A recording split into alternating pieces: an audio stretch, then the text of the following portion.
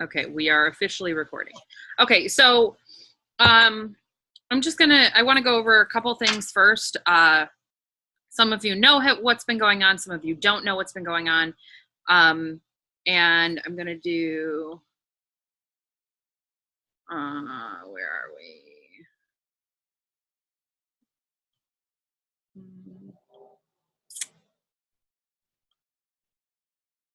Okay, so there we go. All right, so some of you know what's been going on with me and some of you don't. I kind of didn't really put it out there until recently. I've been having a lot of personal issues that I've never dealt with before, serious depression and things that I've just never experienced at this level. And it kind of put me in a really, really, really bad, nasty, dark place. And I had to find my way out of that dark place. One of the major things that helped me was that I started doing the Deb Erickson I Can Start program. I'm sure most of you, if not all of you, know who Deb Erickson is. Unique uses her a lot for all of their leadership training. Black Status Retreat, Purple Status Retreat, speaker training for convention, all sorts of stuff. They use Deb. And she's pretty much like just incredible. Okay. She's just absolutely amazing. And this program of hers has been I can't even tell you how extraordinary it has been, but I'm going to try. Okay. I'm going to try to tell you. But you know, the thing is I know we've all been down shitty roads before, you know, down, each of us have a different, you know, cross that we carry in our lives, things that go on and problems that we all face. And so, my issues were no more or no less than anybody's. And, I got to a place where I kept pushing myself even further away because then I felt really, really crappy because you guys know, and anybody who has worked with me for any amount of time, you know how much my team means to me. And you know how much I am invested in this business and, you know, in my team. I mean, you guys are family to me, and it just got so ugly that I felt like I was letting you down. And I felt like, even though I knew that I was letting myself down and letting you guys down, I didn't feel worthy enough to lead you. That's where I was. And it was really, really shitty because, like I said, any of you who know me know that that is so far from who I am and what I teach and what I, you know, train on. And it was the ugliest version of myself that I've ever seen. All right. And when this Deb Erickson training came to me, it was brought to me by one of my best friends, Melanie, who I was just telling you about. She's the Black Status leader. And she said, honey, I know you're dealing with some stuff. I really think this would help you. And basically she signed me up for it and paid for it and said, you're doing this. Okay. And I was like, oh my God. All right. So naturally then I couldn't let her down. It wasn't about letting me down anymore. It was about letting her down. So I couldn't let her down. So I started with it, and Kyle was doing it with me, and Jamie was doing it with me. And we started it late because it is a live week by week, 8-week course. And we started it 2 weeks late. So we're behind a little bit, but I've come to terms with that because I feel like this is so important and it's so impactful that I absolutely don't want to, I don't want to rush it. You know what I mean? Like there's a reason why she does it week by week by week. So I don't want to rush that process and just like watch all of the trainings for, you know, the weeks that I've missed, in starting it late and, you know, like not get the full effect. So anyways, I started it, and immediately it was very powerful and pretty awesome. But at the same time that this was going on, not only was I battling my own demons, I was battling medication changes. And some of you, like I said, know about this. Switching different medications and having my body acclimate to them, and they were anxiety and depression medications, and it's still going on. My body is it's still trying to figure it out, and so it's been tough. Even after I've already had this epiphany and this light bulb moment, it is still tough every day, and but I'm pushing through. So there's that. Okay. But what I wanted to tell you guys about before, I wanted to get that out of the way because I want you guys to know what's going on, because I do love you and respect you, and I don't ever want you guys to feel the way I felt that you guys felt. Like I totally projected my own feelings in disappointment in myself onto everybody on our team and was like, well, surely they're disappointed in me too. You know what I mean? Anyways, so the thing that Deb started off with initially in this was asking us to fill out 2 forms. The first form was what they called, I have my binder right here, a pre-course worksheet. And this is for people who really aren't quite sure what their goals are. And me going into this, I was like, I know what my goal is. I don't have any problem with that. I've known what my goal is for the past nearly 2 years, since I hit purple status. My goal, obviously, is the next step. It's black status. That's what my goal is. And so for the past 2 years, that's what I've been running towards, that goal. And so for me, she said, if you already know what your goal is, you don't have to fill out that worksheet. Granted, I kind of did anyways, but the next thing that she said that you must fill out is the anatomy of goal setting. And it breaks down your goal and asks you questions.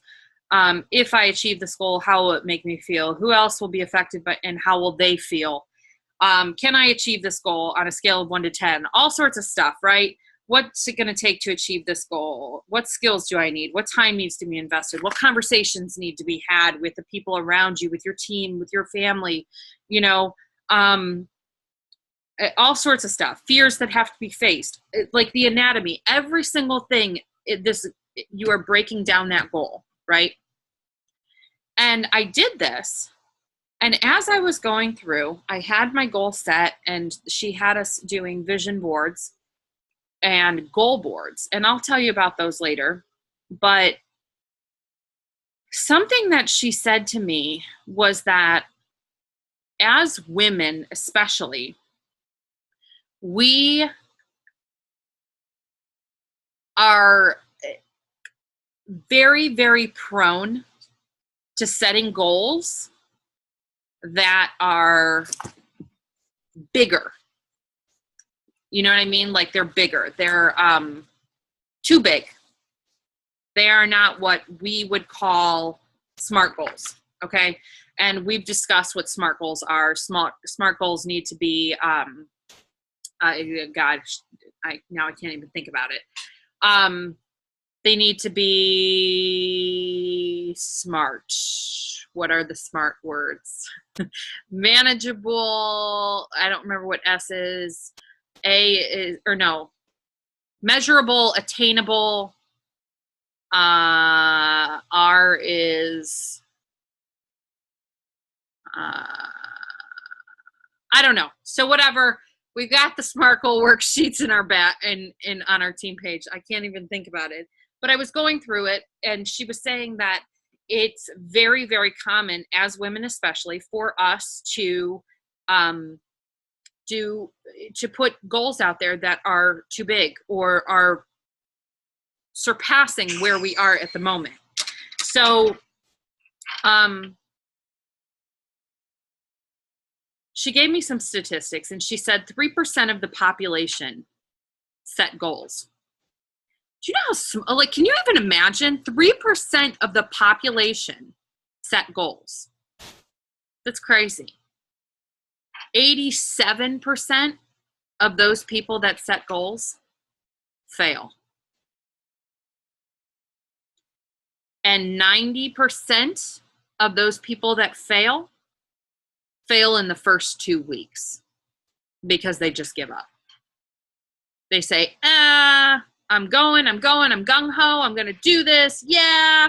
And that excitement and that high fizzles out, and there you go. And us as women are 3 times more likely to fail. Isn't it just insane? Like, I mean, when she said these numbers, and numbers might be something for you, they might not be, but numbers speak volumes to me. And that's part of my male mindset, according to all of this. And that's a whole, again, another thing. But the whole thing that she was saying is that if we set goals and fail, our brain is programmed to fail. We program our brain to fail. If we set a goal that is too big and we fail and we don't reach that goal, we are literally programming our brain to repeat that failure.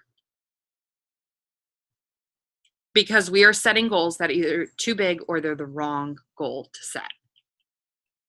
Isn't that like, boom? Like, that to me is unbelievable. So we are in the habit of setting goals that are not the right goals for us. And we're in the habit of setting goals that are too big for us. And then when we fail and we don't reach those goals, we are literally programming the neurons in our brain to repeat that pattern. It's insane to me. So,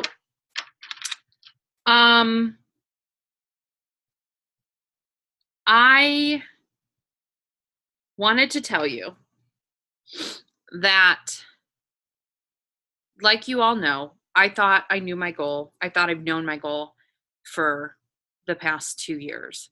I told myself that Black status was my goal. I told my team that Black status was my goal. I told all of my friends, my family, and people told me that that was my goal.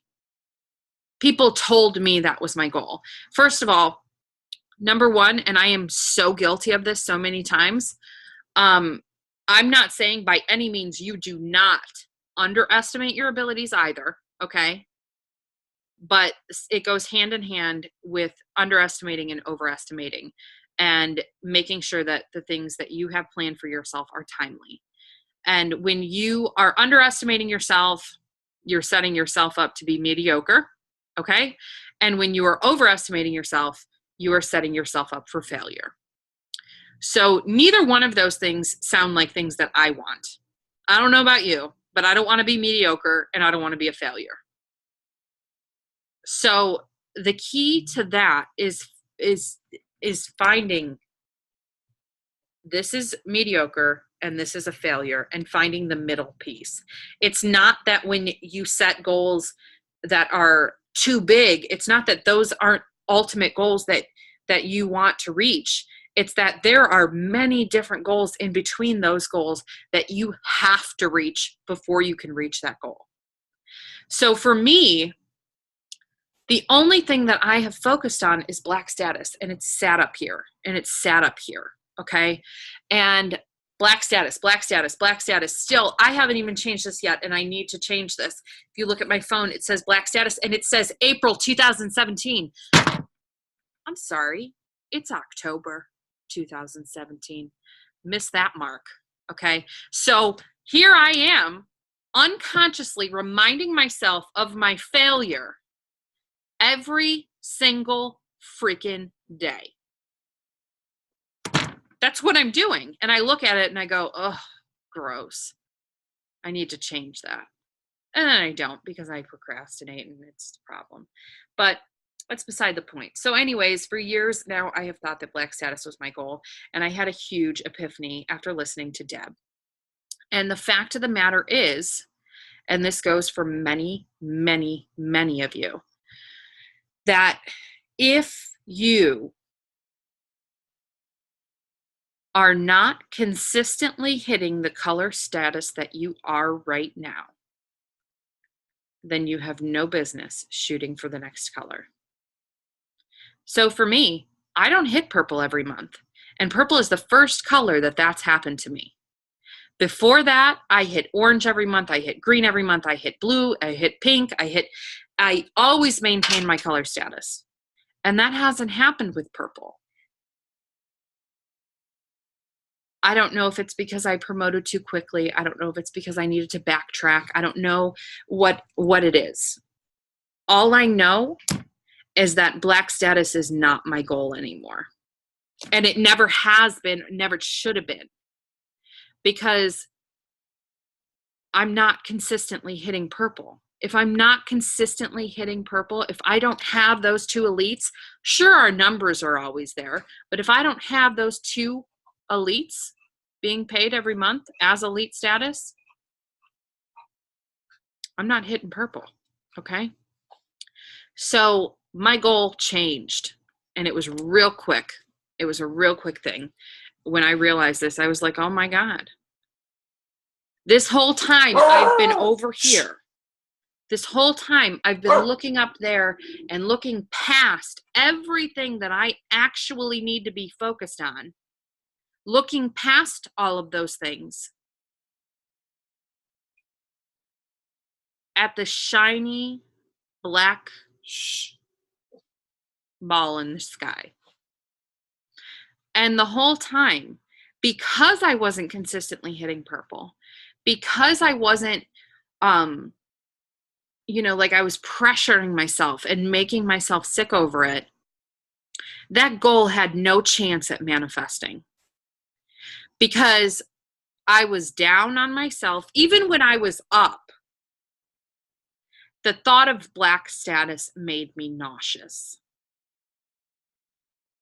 The thought of that goal that I felt,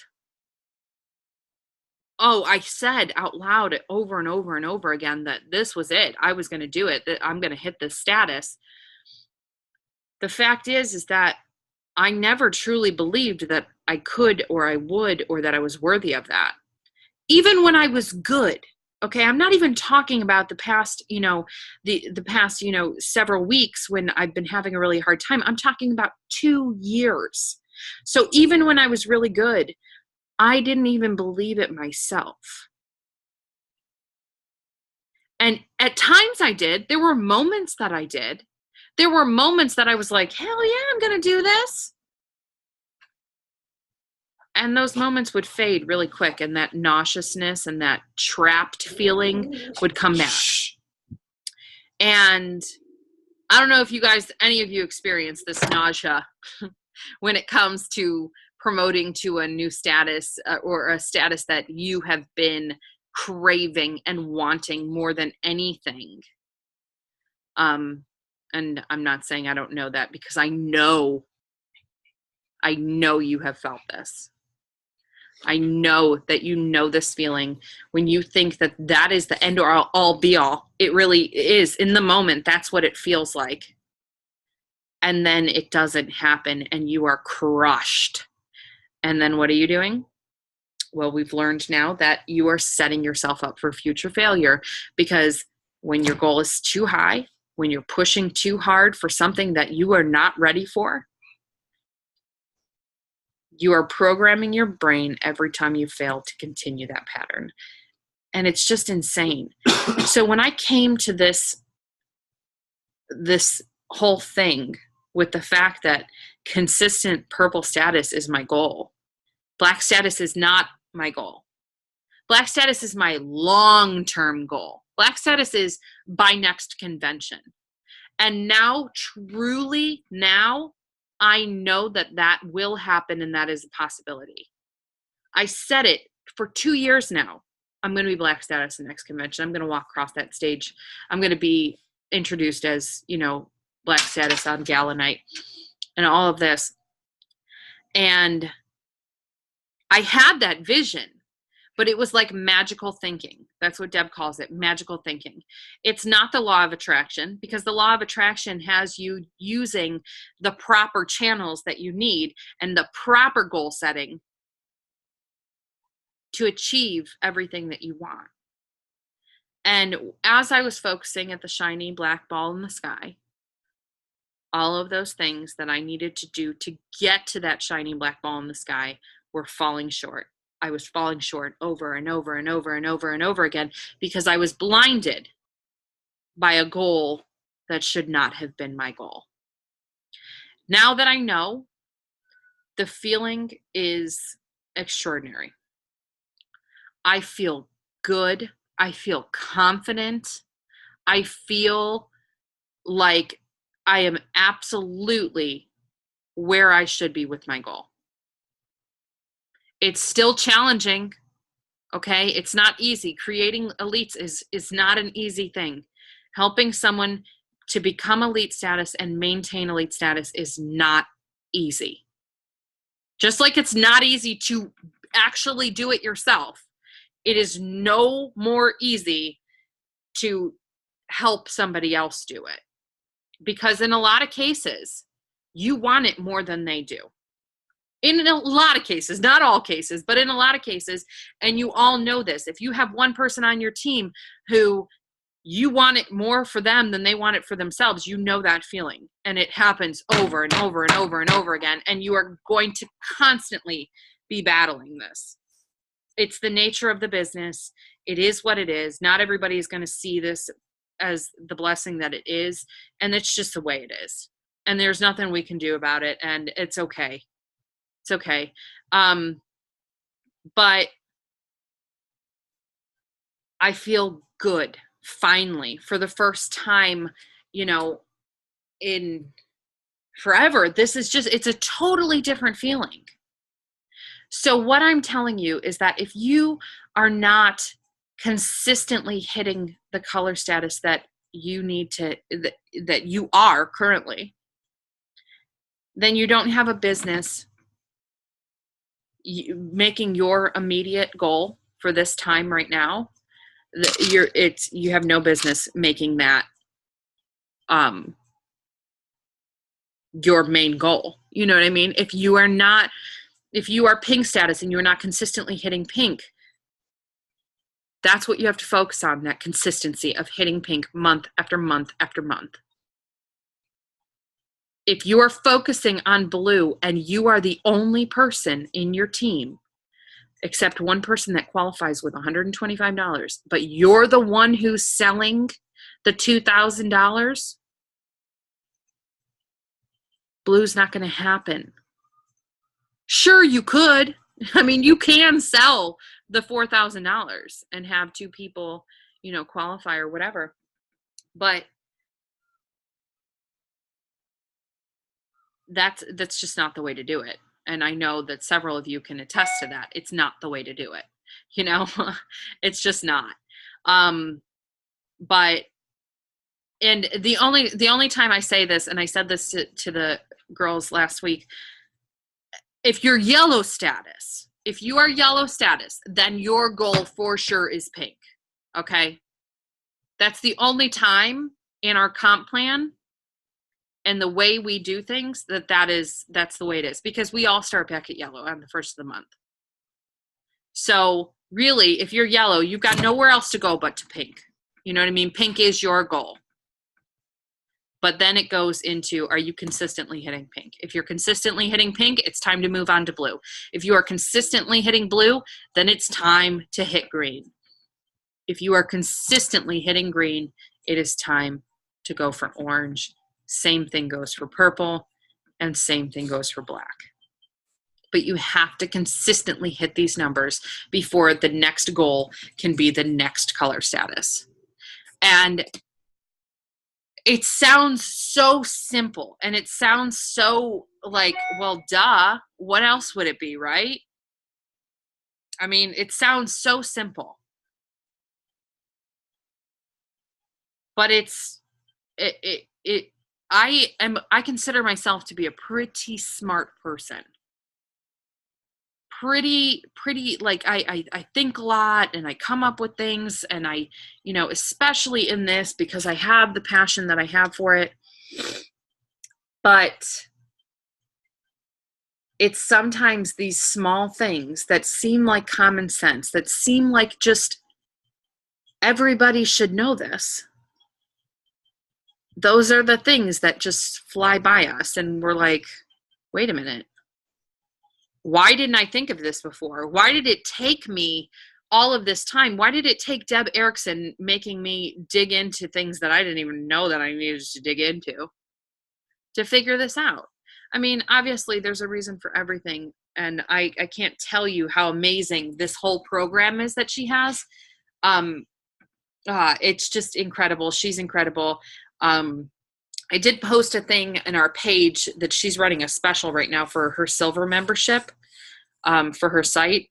And it's really, really reasonable. So I would definitely check it out.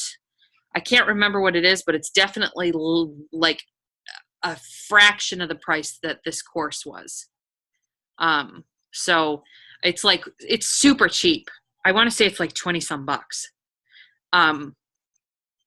And she does all this stuff for Younique because she's like, they use her so much. So anyways, the thing, and this is another thing. This is another thing. And these are things, again, that I didn't know.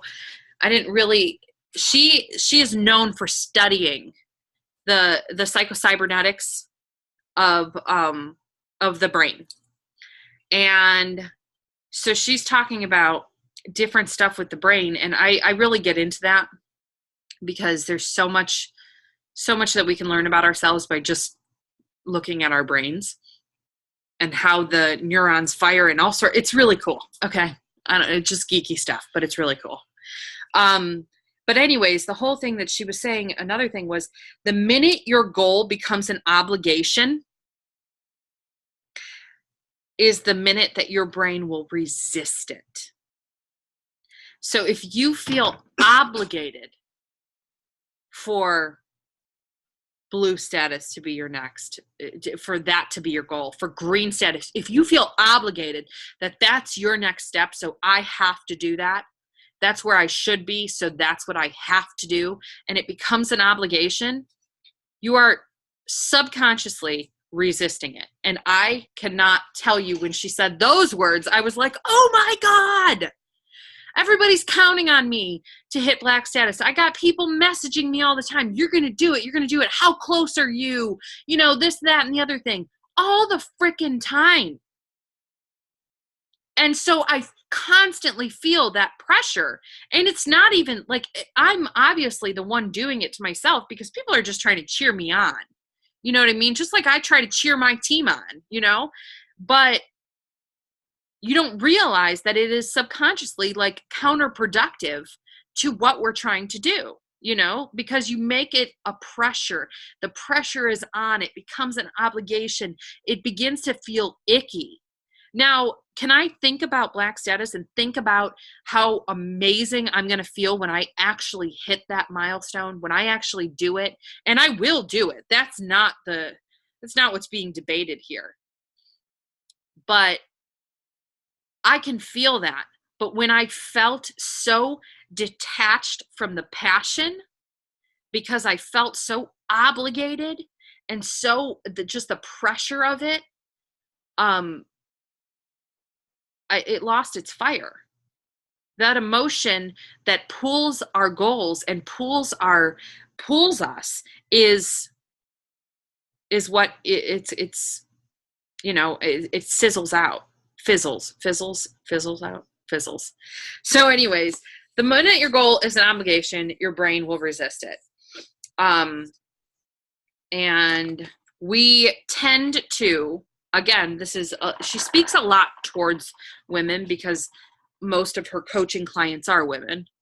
But she says, as women, we tend to underestimate ourselves with long-term goals, and we tend to overestimate ourselves with short-term goals, which makes complete sense. You know, like, we're the type of people, and the fact is, and it just shows you being here, you're invested in this business, you know, and you know, your short-term goals, we think that we can take over the freaking world by Christmas, you know, or we think that maybe I'll be able to hit green status by next convention. So when it comes to short-term goals, we think we can, you know, build the frickin' wall of China again. But when it comes to those long-term goals of us, you know, it's like, I don't know. I don't want to set myself up for failure. And so you completely underestimate yourself on those long-term goals. So short-term goals should be about within a 2-month period, 2 to 3 months, in between 60 and 90 days for a short-term goal. And a long-term goal should be a year-ish, give or take, you know, around, I would say 8 months to a year should be your long-term goal. Your long-term, wait, hold on.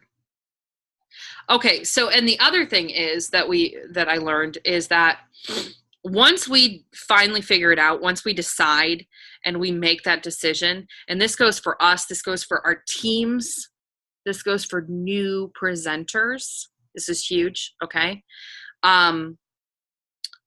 Once you make a decision, you have to take action on that decision within no more than 24 hours. You have to take action on it. So you make a decision, you're going to do this, and then you procrastinate and you don't do it. Anybody guilty of that? No, just me, yeah. All the time, every freaking day of my life, I'm like, I'm going to do this. I'm going to make sure, I'm going to reorganize my entire house.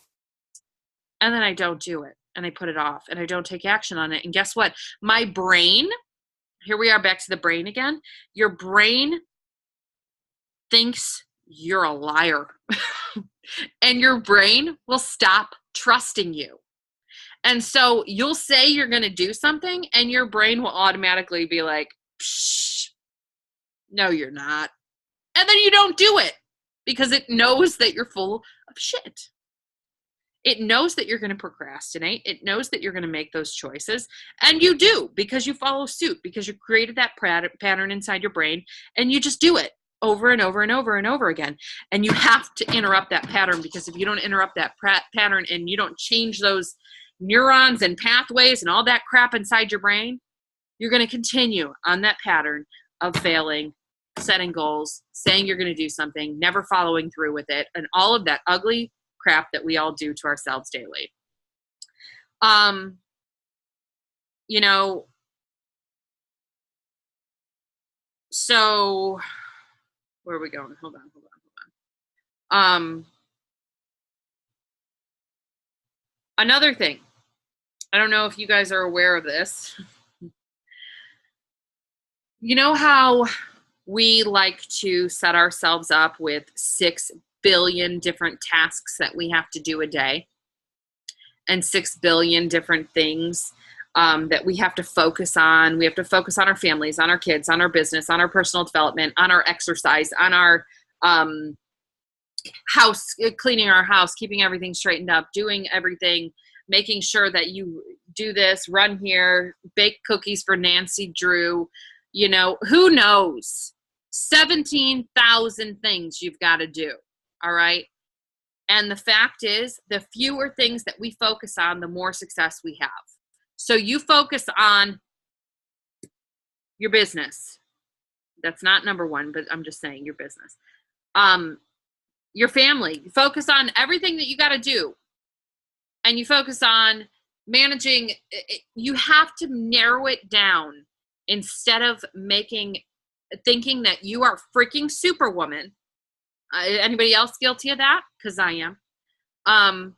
Thinking that I can do everything and anything and I will crush it, right? And it's unrealistic. It's bullshit. And you're going to fall short somewhere. If you think you can handle everything, you can take care of everything, you can handle, all of this stuff, something's got to give, because there's going to be somewhere. If you're dropping M&Ms or something, you've got jars in front of you, dropping M&Ms in them, and some of them are going to get some. Some of them are going to get some M&Ms. Some of them are not. Some of the M&Ms are going to spill off into, the ground. They're going to do whatever they're going to do. But the fact is, who knows if these are your most important things that are actually getting the attention or they're not. So we have to focus. You can't think that, and this is something, again, that I'm going to tell you, because I know you've heard this, and you've heard Jamie and I talk about going alpha, right? It's a phrase that she coined, and it means literally taking charge of every aspect of your life. Guess what? I am not capable of that, and I'm not going to set myself up for failure. I cannot handle, getting my crap together, all right? Being healthy of mind, and taking care of everything that I need to take care of with my family and my business, and start a whole new eating plan and working out and doing this and doing that. I can't do that, okay? I'd rather handle what I need to handle. Once you get that crap underway and you've got yourself transitioned to where you need to be, then you can think about adding a new thing. Stop thinking that you can do every freaking thing in this world, because it's just not realistic. It's just not realistic. So the fewer things that we focus on, the more success we have. So if there are certain things that are very, very important to you that you need to focus on, there are certain things in your daily life that just, your family, number one, that's not a non-negotiable, right? That's something that you need to take care of. You need to spend time with them. You need to do all of these things. That's just part of it. That's part of your day. And, I think I just saw a DMO pop up, and that's part of it. That's something your DMO is something that's non-negotiable, and what you have to do, bare minimum of what you have to do for that day. But there are things that are staples that don't count necessarily as the things that you're focusing on, because those are things you're focusing on every minute of every day, and that's your family and your, all of that stuff. So for me, aside from that, it's my goal. You know what I mean? It's what I'm doing. It's my business. So the thing that Deb was talking about as well, and this is what I'm going to close with, is, and it's something I encourage you to do, and I'm going to actually be sharing mine probably tomorrow. I should have it all completed and done. You've all heard of vision boards, right? We've talked about them. We've challenged ourselves to do them. We've done them. Some of us have done like the big ones, like with all sorts of stuff. And then some of us have done, the apps, I think Jack Canfield, whatever vision board app. So the difference between a vision board and a goal board is, number one, with your vision board, it is emotion. Okay. Your vision board is emotion. It's life by design. It's everything that you could ever want for your future, for your kids, for your life, for your body, for your spouse, for whatever. It's everything. Okay. You can have multiple different vision boards. You can have a house vision board. You can have a health vision board. You can have a car vision board. You know what I mean? You can have all of these things on your vision board. But your vision board it's everything, and it's your emotions, and it's passion, and it's all sorts of stuff. And it's, it's everything. It's your status. It's where you want to be. Even if you're, this is the place where you overestimate. Okay. That's where your vision board is, where you can put the sky is the freaking limit. So you could be day one in white status and you have black status on that board. You know what I'm saying? Like, that's everything goes on that vision board. Your goal board is completely different, okay? Your goal board is singularly focused. It is one thing. It is one goal. So for me, my goal board is consistent purple. That is my number one business goal, is consistently hitting purple, getting my car bonus, because damn it, I deserve it. Getting my car bonus consistently every month and hitting purple. You know what I mean? And so it's singularly focused. So your vision is what you want and why you want it. It's like a dream. It's feelings, emotion. It's a picture. It's energy. It's all about living in your vision and everything. It's the big picture. It's everything. That's what your vision board is. Your goal board is strategic. It's measurable. It's objective. It's numbers. And it's everything. It's, I'm going to achieve this goal by this date and all of that. It's basically, it's your goal mapped out in a collage of things. That is your goal board. Okay. The thing, and you know, like we were, and I was talking about this with the girls too, is that numbers rarely inspire. Okay. The power is in the vision. So if you are constantly, you know, the thing is that the reason why Derek is so good at compensation plans, the reason why, like, that is his thing and he built the best compensation plan, is he used to build compensation plans for other people, is because numbers is a total masculine trait. Numbers is, the male brain is motivated by numbers. The female brain is not so much. Now me, I got to tell you, some females are. They're motivated by numbers, okay?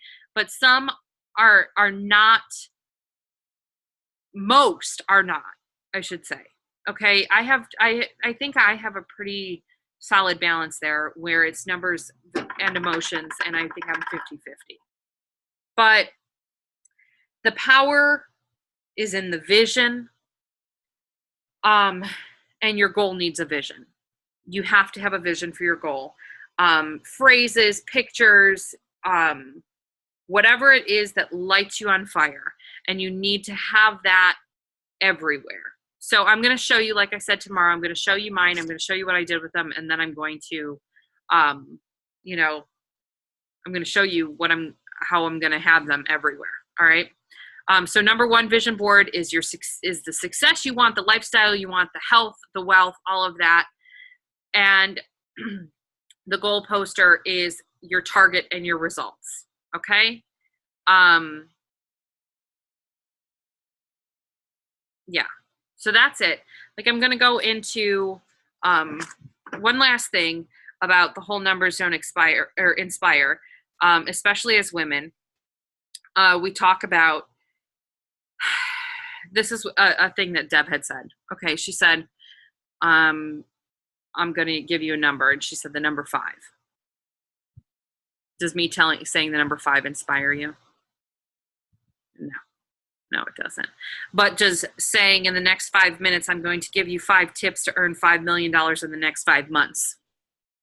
Does that inspire you? Yes, because it's creating a vision. It's creating a vision of you getting, in the next 5 minutes, 5 tips or skills or whatever it might be to earn $5 million the next 5 months. You know, so that 5 then has a vision. There's a vision behind that 5, and that's the driving force. It tells a story. It creates a picture. When most of us set goals, we set goals based on a whole bunch of numbers, AKA the compensation plan, like I said. So you have, I need to hit this, to hit this status, I need this number, this number, this number, this number, this number. Okay. I'm going to sell this much. I'm going to sponsor this many. I'm going to do this. It's all freaking numbers. All right. And numbers don't inspire. So as women, we have to create that number that we want to achieve. We have to create, the 2,000, 4,000, 10,000, 20,000, 40,000, $80,000 in company sales. We have to create that number, and we have to attach an emotion and a vision to it in order to drive those goals, in order to drive those numbers and to create the picture and to tell a story. Okay. So, we have to create that number we want to achieve and attach the emotions that will occur when we achieve it. So hitting purple status each month consistently. What am I going to feel? How am I going to feel when I get that flipping car bonus? The emotions that I feel, the pride that I feel, all of those things that I feel, I have to attach it to those numbers. I have to attach it to that number 2 elites. I have to attach it to the $6,000 I need in circle sales. I have to attach it to those numbers. If we don't attach an emotion to our goal, it has no pulling power, because the emotion is what pulls the goal. It's what it gives it the pulling power. It calls you to do it. Okay. So like I said, I challenge you. I really, really, really would like you guys, each and every one of you, to really think about it. I'm going to see if I can't pull up some of these pre-course worksheets and stuff, and actually share them with you. I don't think I'm supposed to do that, but we'll see. But I really, really, really want you to think about what your goal is, what your goal has been, what you've been telling yourself your goal is, what you think it is, and and whether it's the right goal. Really think it through. Have you been focusing on the right short-term goal, or are you focusing on a long-term goal? That's the question you need to find out, because for me, I was not. My long-term goal and my short-term goal were the same goal, and you don't want that to be. That's not a good place to be. Okay. You want to have your short-term goal, and in that short-term goal, there may be 5 short-term goals before you reach that big goal. Okay.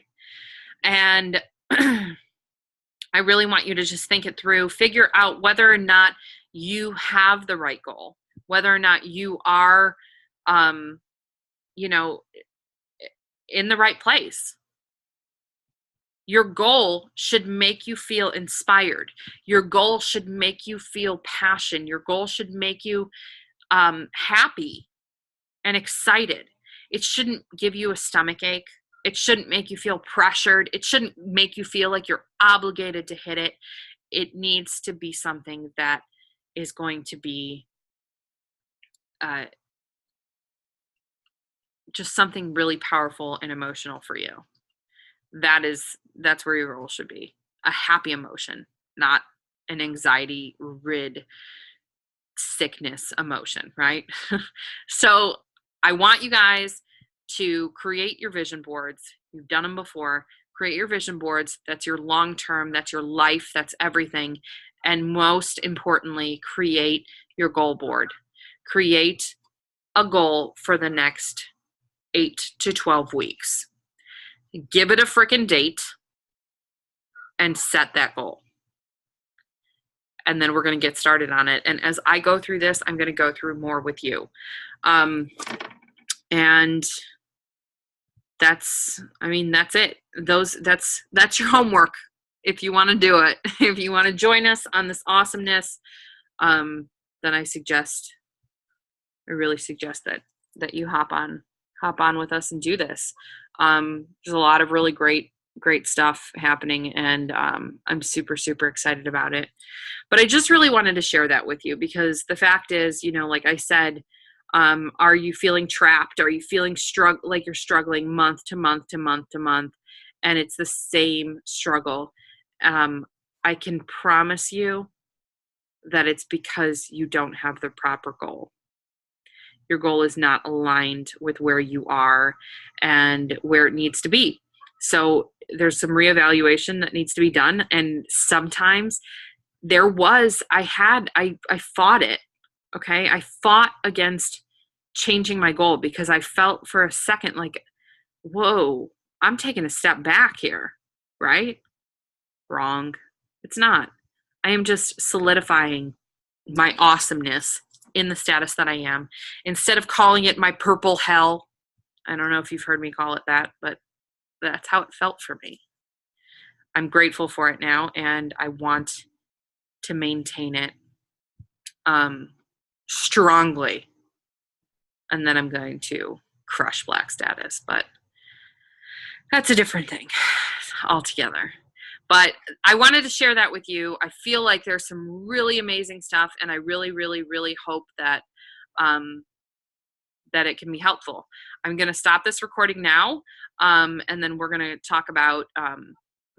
We can all talk together about any questions you may have, any comments or whatever, and then if anybody who's watching this on the replay has questions, you can always message me or post directly into Lash Queen Empire.